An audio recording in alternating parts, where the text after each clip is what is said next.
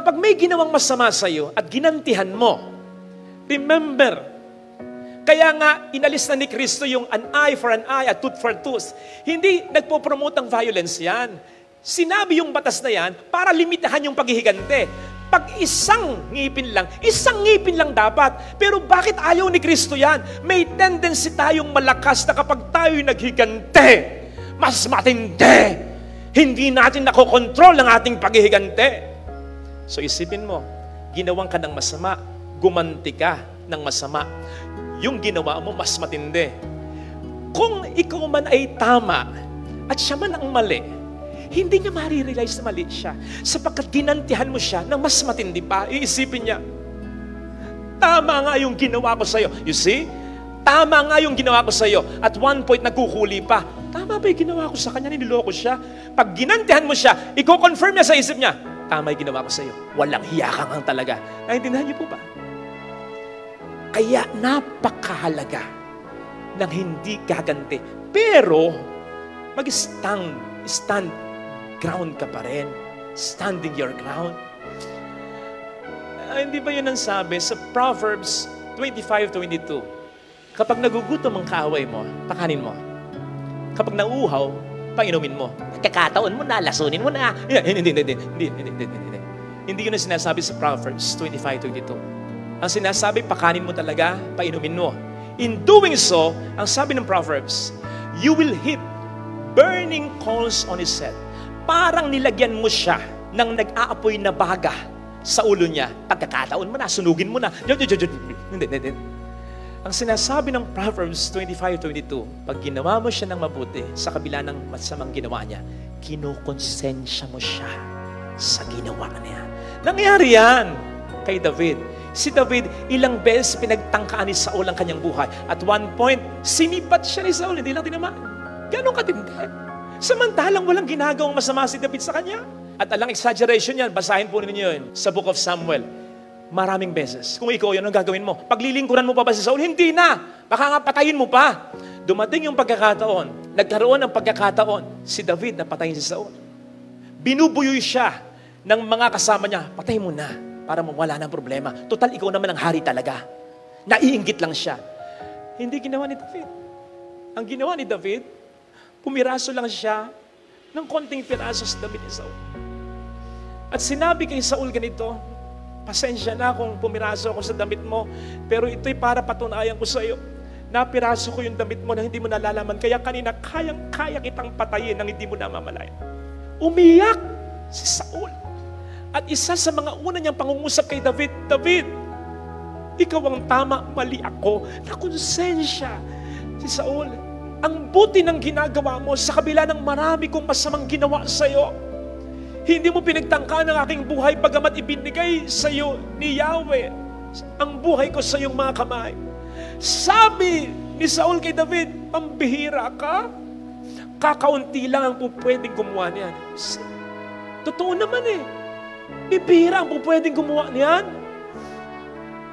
Sabi nga po ni Pope Francis last year sa Angelus, may sermon yun eh, sabi niya, turning the other cheek is not the withdrawal of the loser. Turning the other cheek is an action of someone with greater inner strength.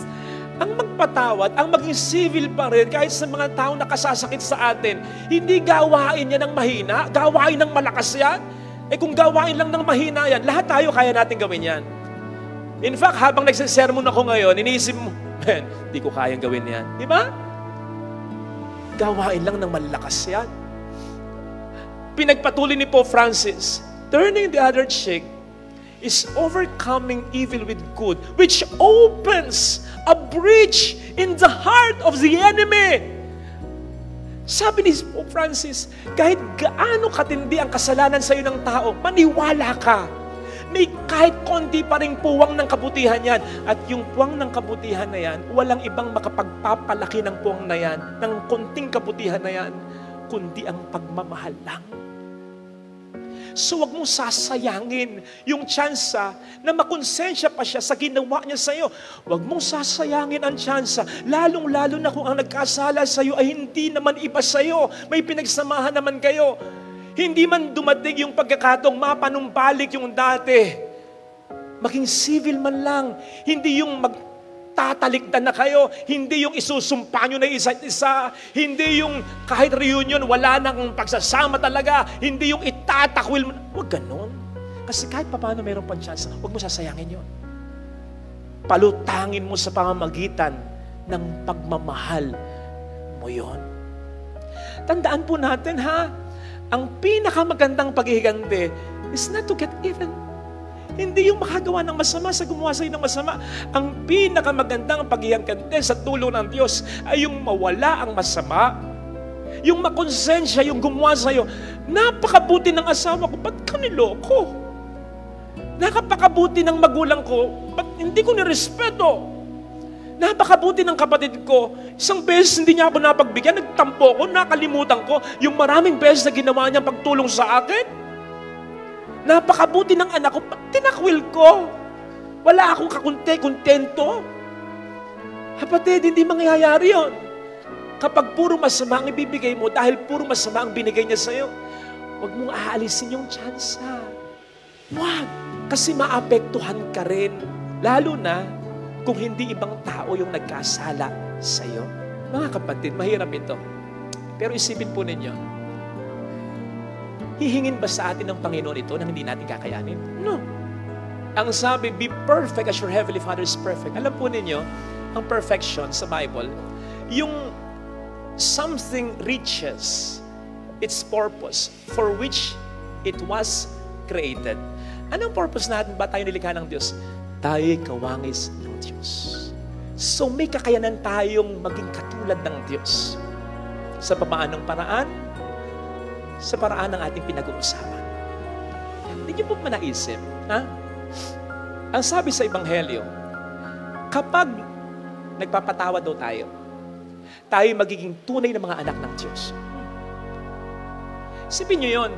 Hindi sinabing kapag nagbibigay kayo, mas mahirap kasi ang magpatawad. Ibig sabihin ba nun, kapag nagpapatawad tayo lang ang anak ng Diyos, yung iba hindi, kasi hindi sila nagpapatawad, anak din sila ng Diyos. Kaya lang, lumulutang yung pagiging anak mo ng Diyos. Teka, masyado kong sinaktan, patatawarin ko lang? Ganun lang yun? Sa pananaw natin na, teka, hindi naman humihingi ng tawad. Hindi niya deserve ng patawad. Sa pananaw natin na, teka, tao lang ako. Hindi ako pwedeng magpatawad ng ganito. Etc. Diba? Yan ang ating pananaw na hadlang sa pagpapatawad. Yan ngayon ang sinasabi ng ating Panginoon. Gusto mong sumunod sa akin? Iwan mo, hindi lang ang material na bagay. Isakripisyo mo, hindi lang material na bagay, kundi ang iyong point of view, perspective, pananaw, upang mayakap mo ang aking mas magandang pananaw sa pagpapatawad. Ano yon? Ilimit lang natin sa dalawa. Unang pananaw ng Diyos, hinggil sa pagpapatawad, na dapat nating mayakap, kaya mo, kaya ko. Kaya nating magpatawad. Ito po ay utos, hindi request. So wala tayong choice. Iuutos ba naman ng Panginoon sa atin kung hindi natin kakayanin? Come on. Siya ang may likha sa atin. Siya ang nakakaalam ng kakayanan natin. Hindi niya iuutos kung hindi natin kayang sundin ang utos. Oo, alam ko, tao lang tayo. Tama naman. Sino bang hindi tao dito? Pero yan, tao lang ako. Yang katwirang yan ay batay lang sa ating pananaw. Sapagkat sa pananaw ng Diyos, hindi lang tayo tao. We are more than that because in His eyes, we are sons and daughters of God. Hindi ka lang tao. Hindi lang ako tao. Ako, ikaw ay anak ng Diyos na totoo. Kaya, sa mahirap na pagpapatawad, meron tayong extra Diyos, extrang lakas, galing sa Diyos. Hindi mo kaya, kakayanin niya. Humingi ka ng tulong sa Kanya. Kaya nga sabi niya, pagdasal mo ang mga umuusig sa iyo. Ibig sabihin, humingi tayo ng tulong sa Kanya sapagkat yun ay ine-expect niya. Isipin po ninyo, kapag tayo may malaking problema, pera, kalusugan, pamilya, business, humingi tayo ng tulong sa Kanya. Sinisigurado ko almost 100% na narito. Yan ang laman ng panalangin. Material things. Ganito, ganon. Walang masama doon. Pero bakit kapag may kailangan tayong patawarin, ayaw nakakalimutan o ayaw talaga nating humingi ng tulong sa Panginoon? Bakit tayo nagdarasal araw-araw lang ng makakain? Nakakalimutan ba natin? O sadyang kinakalimutan natin na sa panalangin tinuro ng Panginoon sa atin, may karugtong yung bigyan mo kami ng aming kakanin sa araw-araw. Ano yun? Patawarin mo kami sa aming mga sala. Dugtungan mo pa! Gaya ng pagkapatawad namin sa nagkakasala sa amin. Hinihintay ng Diyos na ipagdasal mo ang kaaway mo. Hinihintay ng Diyos na humingi ka ng tulong sa Kanya upang mapatawad mo ang kaaway mo. Ngayon, kung hindi ka willing na gawin yon, huwag mong sasabihin hindi mo kaya. Ang totoo, alam ng Diyos. Hindi mo siya maloloko. Hindi sa hindi mo kaya, ayaw mo lang talaga. So yun yung una. Yung pananaw na yakapin natin, kaya nating magpatawad sa tulong niya. Ikalawa, yung pananaw na magkakapatid tayo. Kahit may differences, nag-aaway-aaway tayo. Yan ang pirmis na maririnig mo sa Ebanghelyo. Sa tanong ni Pedro, sa sagot ni Kristo, sinasabi, ini-insinuate. Hindi lang insinuation diretsyo. Yung nakakaaway natin, kapatid din natin. Natatandaan ninyo yung Ebanghelyo nung nakaraang linggo? Sabi ni Kristo, kung magkasala sa iyo ang kapwa mo, tama po ba? Ganito ang gawin mo, kausapin mo, tama po ba? Mali! Yan tayo Ang sabi ni Kristo, kung magkasala sa iyo, hindi ang kapwa mo, pero hindi yun ang sinabi niya, kung magkasala sa iyo ang kapatid mo. Lapitan mo, kausapin mo. Sa gayon, mapapanumbalik mo ang pakikipagkapwa-tao ninyo. Hindi. Ang pagiging magkapatid ninyo. Kapatid! Magkakapatid tayo. Hindi lang tayo basta kapwa-tao. Magkakapatid tayo. Sa langit, magiging puro talagang magkakapatid tayo. Siyempre, marirealize mo, ito yung asawa ko sa lupa. Ito yung anak ko sa lupa. Ito yung nanay ko sa lupa, pero wala na yung pangangailangan sa isa't isa. Lahat tayo magiging parang mga magkakapatid na. Ganun tayo sa kaniyang mga mata. Huwag natin kakalimutan yon. Yung napakahalagang pananaw ng Diyos na yon, na magkakapatid tayo sapagkat makatutulong yon para maobliga tayong makapagpatawad sa ating kapwa-tao. Ako, alam nyo, ma-share ko sa inyo, mga 2 years ago, masyado akong sinaktan ng isang tao. Yung ginawa niya sa akin, to date, mula noon hanggang ngayon, wala pang nakakagawa sa akin. Grabe. Kaya talagang iniyakan ko, nasaktan ako, nahirapan ako, naghalit ako. Naisip kong gumante, kasi malakas ang kutob ko, kaya ko Kung ano yung ginawa niya, mas kaya kong gawin at mas matindi pa. Yun ang nakapanggigigil sa paghihigante, yung alam mong kaya mo. Hindi yung, maghihiganti ba ako? Hindi, alam mong kaya mo. Yung may nakausap kang lawyer, ang sabi, Father, lahat papuputol ko, hindi ka pwedeng matalo. Sigurado kang mananalo. Demanda mo. Naisip kong maghigante, oo. Naisip kong magdemanda, oo. Pero eventually, naisip ko, kapatid ko pa rin ito. Mga chismoso, kapatid ko, hindi ko kadugo. Kapatid, basta kapatid. Huwag nyo nang uliritin o tanungin, basta kapatid. Hindi kadugo. Basta kapatid. So napatawad ko ba? Wasn't sure. Kasi hindi naman humingi ng tawad. At masakit pa rin during those times. During those times, mahirap pa rin. Hanggang eventually, parang Christmas party. Nandun, ay naku, ba't ba ako naka-attend dito? Hanggang naisip ko, ito na, siguro ang pwede kong magandang maibigay na regalo sa magba-birthday na si Kristo. Lalapitan ko. Ang sabi sa akin ng kapatid ko, katabi ko, hindi ko kadugo, basta kapatid ko. Sabi sa akin ng katabi ko, wag. Kaya mo siya. Pag nilapitan mo yan, iisipin niya, tama siya. Ma'am, wala kang mali Hanggang sasabihin sa akin, ng dalawa ko pang kasama, sige Pads, wala namang mawawala Basta wag kang magsosorry. Wala kang kasalanan. Wag kang magsosorry. Lapitan mo lang, tapikin mo lang. Ikaw na bahala. Nilapitan ko.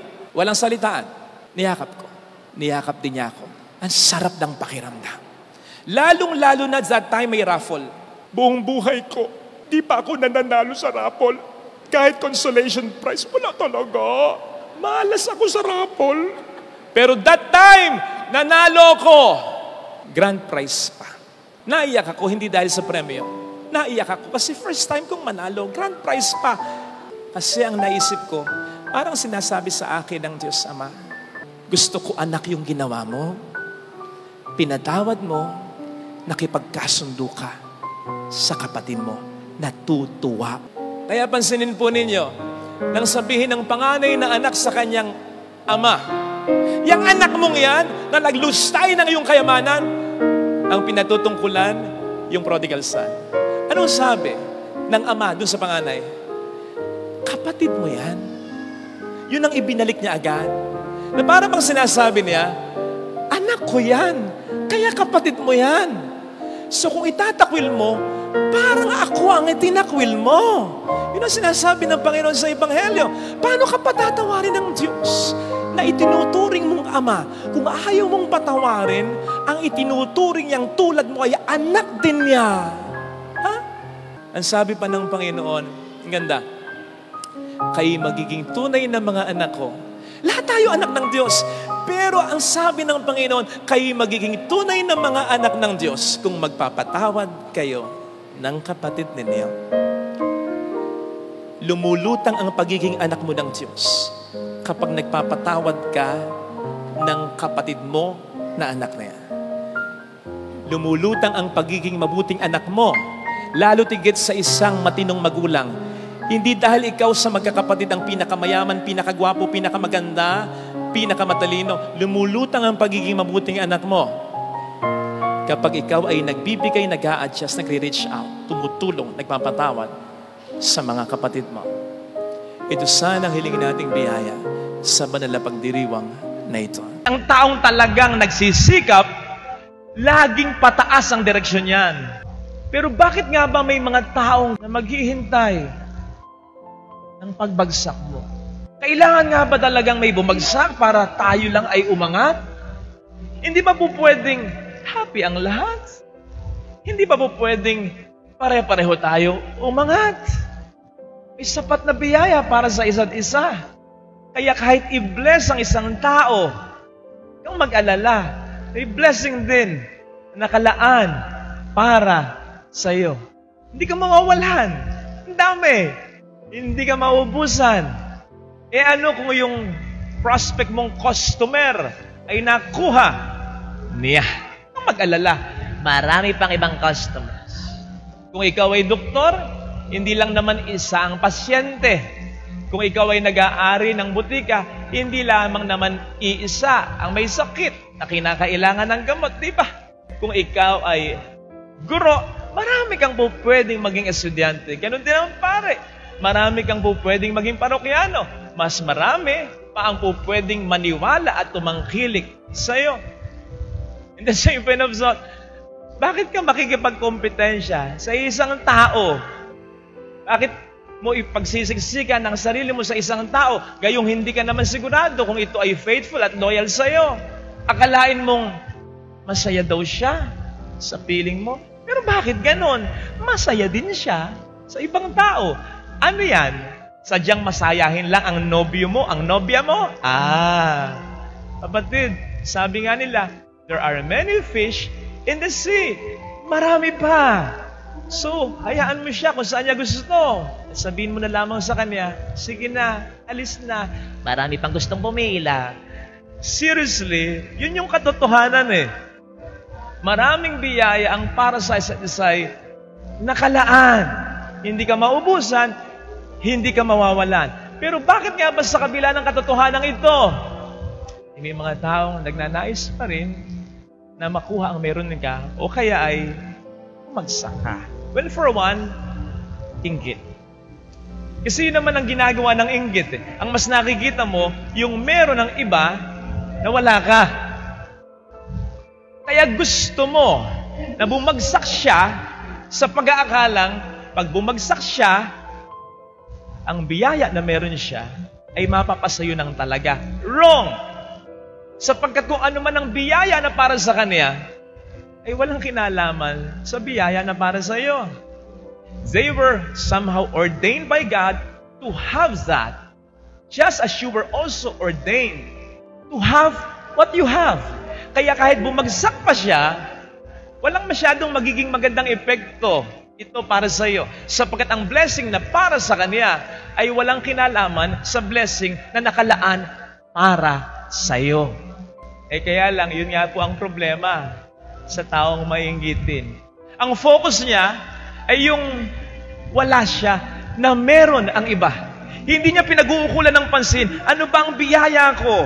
Ano ba ang magagawa ko? Ano ba ang talento ko? Ano ba ang plano ng Diyos para sa akin? Why? Because it will take much time. It will take great sacrifices. It will take many efforts on her part. Mahirap yun. Kaya mas madali para sa isang taong mainggitin, hintayin ko na lang ang pagbagsak mo kaysa magsumika pa ako ng sarili kong sakripisyo. Ayun. Kaya yung mga taong mainggitin at yung mga taong hinihintay lamang ang pagbagsak mo, ito yung mga taong duwag at tamad. Duwag kasi hindi lumalaban ng patas. Tamad kasi ayaw magsikap. In connection with this, gusto kang bumagsak ng ibang tao sapagkat dahil sa iyo, may pressure sa kanila. Dahil sa iyo, lumulutang yung mga kapintasan, kakulangan, and worse. Amara nila. Pinagbubuti mo yung trabaho mo eh. Sila hindi nila pinagbubuti. Ginagalingan mo eh. Sila hindi nila ginagalingan eh. Nagsisikap ka eh. Tamad sila eh. Gusto nila, bumaba ka. Kesa magsikap pa sila, bumaba ka na lang. Para pare-pareho na lang. Natatandaan ko dati, hindi ko alam kung ako ay nasa high school noon o nasa elementary. Pero minsan lang naman ito yung nangyari. Yung mga kaklase ko, parang kasama pa ako dito. Sabi namin, walang magre-review Walang magre-review. Para lahat tayo pare-pareho ng scout. Lahat tayo babagsak. Pag may nag-score ng mataas, humanda kayo. Oh, you see? Ganun lang yun. So yung paghintay ng pagbagsak ng kapwa, somehow, is a form of a cover-up ng ating mga kapintasan, kahinaan, kakulangan, at katamaran. Hindi ba't yan ang sistema kay Kristo laban sa mga Skriba at Pariseo? Buwisit na buwisit sila kay Kristo. Bakit? Sapagkat dahil kay Kristo, nahalalantad kung sino sila. For sure, para sa isang ordinaryong Hudyo na nakaka-appreciate lang lahat ng mga ginawa ng ating Panginoong Jesucristo, naisip nila, pwede palang ang isang guro tulad ni Kristo ay ganyang mangaral. Pwede palang isang guro tulad ni Kristo ay makatao. Pwede palang ang isang guro tulad ni Kristo ay mas makapagparamdam ng pagmamahal sa akin ng Diyos kahit makasalanan ako. Bakit hindi ganon? Yung matagal ko nang itinuturing ng mga Skriba at Pariseo, bakit hindi ganon ang mga ito? Matagal na pala nila kaming niloloko. Kaya galit na galit ang mga Skriba at Pariseo kay Kristo. Pero tingnan po ninyo ang ating Panginoon. Tuloy lang siya. At ganun din ang dapat natin gawin. Ituloy mo lang yung ginagawa mo. Yung pagtahak mo sa path na inilaan ng Diyos para sa iyo. Yung mission mo.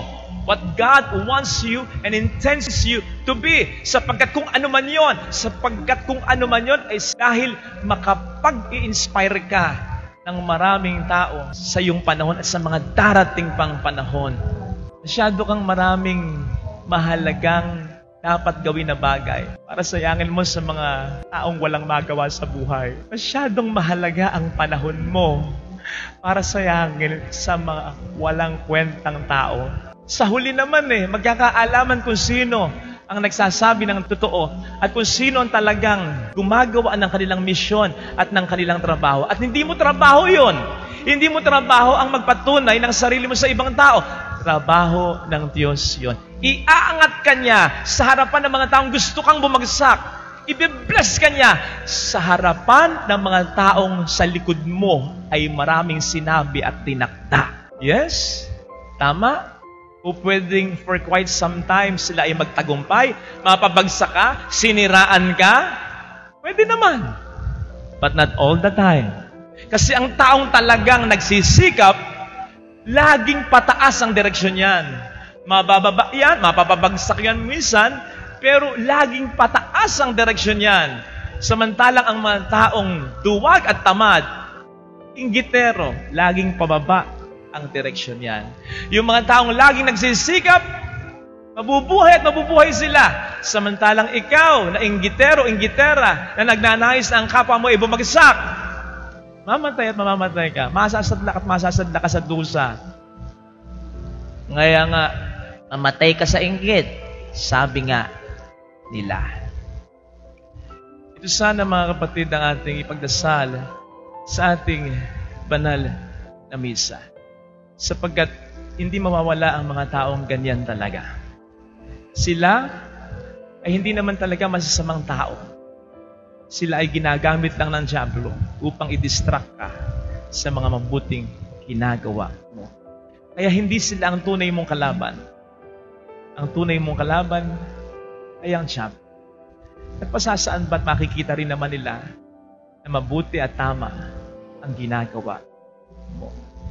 Nakakita ka na ba ng boksingerong matapos ma-knockdown, hindi na tumayo? Hindi na bumangon? Walang ganon. Kung merong ganon, iba na yon. Patay na yon. Delikado na yon. Lahat ng boksingero, kahit ma-knockdown, tumatayo para makabawi. Hindi man sa boxing muli, kapag nabilangan na, kundi sa ibang bagay, sapagkat alam niya, tatayo at tatayo siya. Hindi lang boxing ang buhay. Marami pang mga laban akong dapat pagtagumpayan at pwedeng mapaglabanan, mapagtagumpayan sa aking buhay. Ganon din sa buhay. Kung ma-knockdown ka, niloko ka, hindi lang yan ang buhay. May sakit ka, hindi lang yan ang buhay. Hindi nag-boom yung negosyo, yun lang ba ang negosyo? Hindi ka napasok sa trabaho, yun lang po ba ang trabaho? Yan lang bang taong yan ang makapagpapasaya sa'yo? At hayaan mong uminog dyan ang mundo mo sa pagkatalo, pagkabigo, sa problemang naranasan mo? Come on! Na-knockdown ka, do not stay down. Laban! Father, kana-knockdown ko lang, kadadapa ko lang. Parang walang katapusan. Tapos patuloy ang paglaban. Parang hindi ko na mayaayos ang lahat ng ito. Sino bang nagsabi sa'yo, lahat ay tapusin mo, lahat ayusin mo? Masyado ka lang nabibigatan kasi iniisip mo na yung 10 years from now, 5 years from now, iniisip mo na agad, dapat magkaganito, dapat maayos to, dapat maayos yon. One at a time. Kung ano lang muna yung kaya mo. Sapagkat ang Diyos, ang siyang magpupuno ng kakulangan mo. Siya ang aayos. Siya ang magtatapos ng lahat. Basta huwag kang mag-give up. Kaya huwag mong isipin, paano mo maayos? Paano mo matatapos? Bahala ang Diyos. Basta, gawa ka ng karampatang pagkilos. Do not give up. Magsikap ka pa rin kung ano lang yung kaya mo. Ano ang laban mo ngayon? Laban ng kalusugan mo? Gusto mong gumaling? Sa palagay mo, ayaw kang gumaling ng Diyos? Meron bang magulang na nakatitiis sa anak na naghihirap? Na ayaw gumaling ang anak? Sige nga. Gusto mong magkasundo muli kayong mag-asawa? Okay? Meron bang Diyos na ayaw magkasundo ang mag-asawa? Siya ang nagpag-isa sa inyong dalawa? Gusto mo na magbuo ang pamilya mo? Siyempre, mas lalong gusto ng Diyos. Gusto mong masolve ang problema mo, makapagbago ka ng buhay, magbago yung mahal mo, mas lalong gusto ng Diyos. Kaya kung yan ay iniisip mong laban mo, ang isipin mo, mas laban ng Diyos ito. Kaya hindi imposible ang himala at milagro. Ang hindi mo kayang gawin, ang Diyos ang gagawa para sa iyo. Do not give up. Para may mangyari pa ring milagro, may himala pa ring maganap. Walang mangyayari kung lahat kayo mag-give up. Dapat may lumaban. Huwag mong kalituhan yung pagkapagod mo at huwag mong isipin na wala ng pag-asa mo. Habang may buhay, may pag-asa, buhay ka pa, may pag-asa ka pa, napapagod ka lang. Sapagkat yun ang ginagawa sa'yo ng demonyo eh. The devil knows he cannot take you out. Hindi kanya kayang patayin. Bakit? Hindi naman siya nagbigay ng buhay mo eh. Unless isuko mo ang buhay mo sa kanya. The devil knows very well he cannot take you out. Kaya ang ginagawa niya, he is wearing you out. Pinapagod ka niya. Para mawalan ka ng pag-asa. Ano ang sabi ng Panginoon? For those who are tired and weary, come to me. I will give you rest. Alam ng Panginoon mapapagod ka. Alam niya. Kaya yung demonyo, inuunahan na niya. Pag napagod ka, huwag kang lalapit sa demonyo. Mas lalo kang mawawala ng pag-asa, diskarte sa buhay. Lumapit ka sa akin. Bibigyan kita ng kapahinga sapagkat maginhawang dalhin ang aking pasanin. Father, teka. Sabi mo, bibigyan niya ako ng pahinga. Bakit bibigyan niya pa rin ako ng pasanin? Ganito. ang pasaning ibibigay niya ay mas kaya mo sapagkat kasama na siya sa pagbubuhat nito. Alam po ninyo yung pamatok na nilalagay dito sa batok ng isang animal, halimbawa baka o kalabaw o asno, nasanay tayo dito sa Pilipinas na isa lang nakalagay, di ba? Isang hayop lang, nakalagay isang pamatok lang. Sa mga Israelita, si Jesus ay isang Hudyo. Dalawa yan. Dalawang animals yung nagdadala. So magkahugpong na dalawang pamatok. So in essence, sinasabi ng Panginoon, ito ang pamatok na ibibigay ko sa iyo. Karpintero ko, ako ang gumawa nito. Isang batok sa batok mo, isang pamatok, yung isang pamatok sa akin. At dahil mas malakas, mas makapangyarihan ako sa iyo, ako ang mas magdadala ng problemang ito. Basta, lumakad ka para madala kita sa pangarap ko para sa iyo. Yun lang. Yun lang hinihingi sa atin ng Diyos. Do not give up. Huwag kang mawawalan ng pag-asa. Lagi kong sinasabi, hindi ka buhay ngayon kung wala nang magandang balakin para sa iyo ang Panginoon. Lalong-lalo na when it concerns your family. Sa mga nagpapapray over, magka-asawa pa kahit may edad na. Sa mga nagpapapray over na magkapera. Sa mga nagpapapray over na sana matanggap sa ganitong gustong trabaho, mag-boom yung negosyo. Medyo hindi pa ako sigurado eh. Kaya yun ang sinasabi ko, matupad nawa ng Diyos ang maganda niyang pangarap para sa iyo. Hindi ko sigurado na yung pangarap mong negosyo, pangarap mong trabaho, kung yan din ang pangarap niya para sa iyo. Pero isang bagay sigurado ko, pagdating sa pamilya, pagdating sa pagbabago, pagdating sa pagbabago ng mahal mo, pagdating sa pagkakasundo ng mga anak mo, pagdating sa pagnanais mong maiayos ang pamilya mo, yun, sigurado ako, pangarap niya yun para sa iyo. Eh di ba, yan ang pangarap natin lahat. Di naman ng mga material na bagay kundi ang maayos na pamilya at mga mahal sa buhay. Darating at darating tayo sa mga problema concerning our family. Pag dumating yan, isipin mo yung sermon na ito, ha? Kasama mo ang Diyos na nangangarap na iayos ang problema na yan.